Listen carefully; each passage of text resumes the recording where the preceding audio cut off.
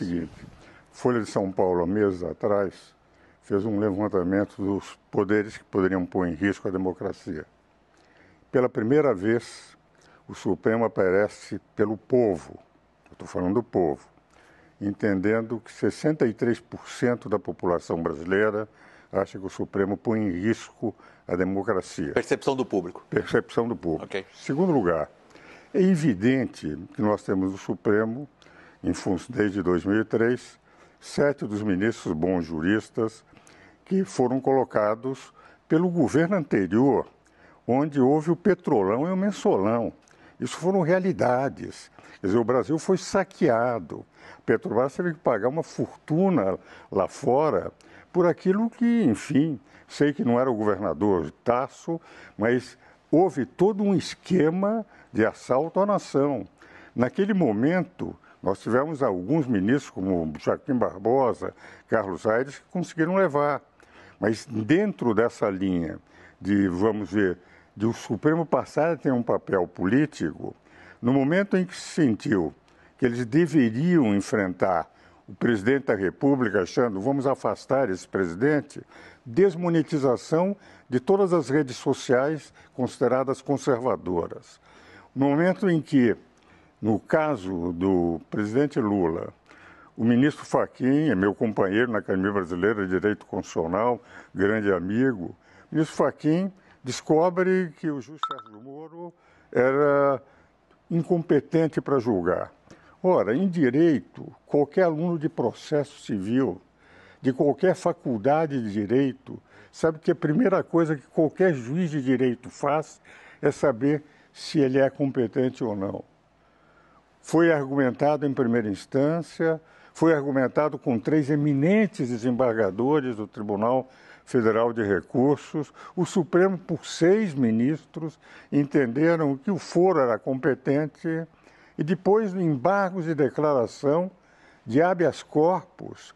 Quer dizer, é nitidamente o que eu digo o seguinte: quando o Supremo deixa a sua função de ser o guardião da Constituição, de ter o papel apenas de defensor da lei e passa a agir politicamente, porque indiscutivelmente houve todo um viés para que num embargo de declaração de habeas corpus, de algo que qualquer aluno de direito de primeiro ano sabe, que o juiz sabe quando é ou não competente, descobriram que o juiz Sérgio Moro era incompetente.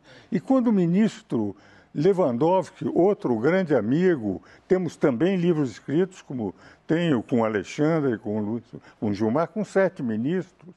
Ele declara o seguinte, que todas as provas que estavam nesses processos, eu li os processos, não poderiam ser usadas por nenhum dos juízes. Uma juíza de Brasília, como é que ela decidiu? Absolva o presidente Lula e mais 8 pessoas.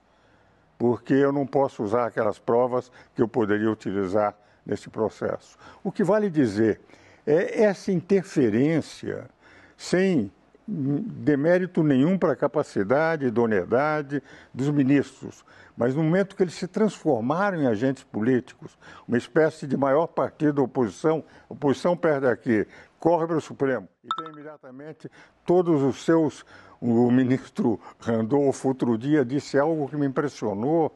Eles receberam 3 ministros da Suprema Corte. O ministro Gilmar Mendes, o ministro Alexandre de Moraes, o ministro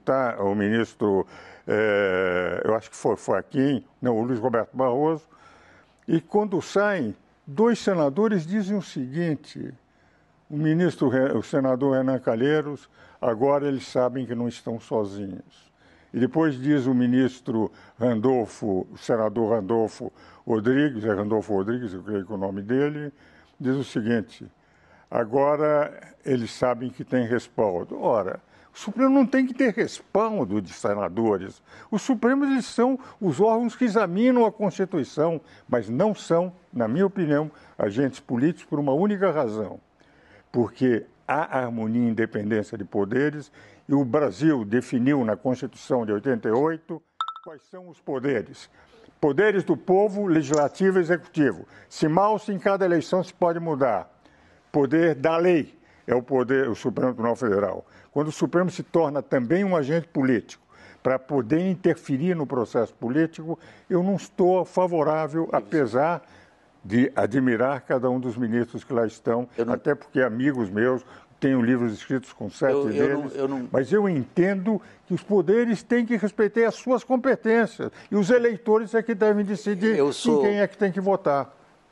Eu realmente acho uma infelicidade a gente ter que cortar o programa aqui. Nós temos que respeitar uma agrária e sinceramente, como jornalista profissional, fiquei... Bom, claro, estou apresentando o programa, estou falando de mim, mas eu acho que posso dizer isso em nome do público também, é extraordinariamente